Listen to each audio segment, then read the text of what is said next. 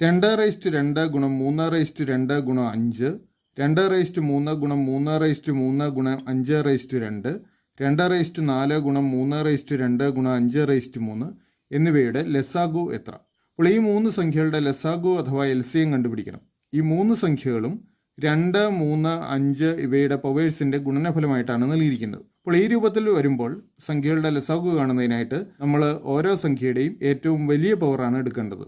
അതായത് 2/2, 2/3, 2/4. ഇതിൽ 2ൻ്റെ പവർ ഏറ്റവും കൂടി നിൽക്കുന്നത് 2/4 അപ്പോൾ ലസാഗുവിൽ 2/4 എഴുതുക, ഗുണം.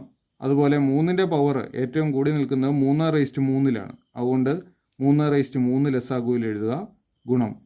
5, 5 സ്ക്വയർ, 5 ക്യൂബ്. ഇതിൽ 5ൻ്റെ പവർ ഏറ്റവും കൂടുതലുള്ളത് 5/3. അപ്പോൾ ലസാഗു 2/4 ഗുണം 3/3 ഗുണം 5/3 ശരി ഉത്തരം ഓപ്ഷൻ സി.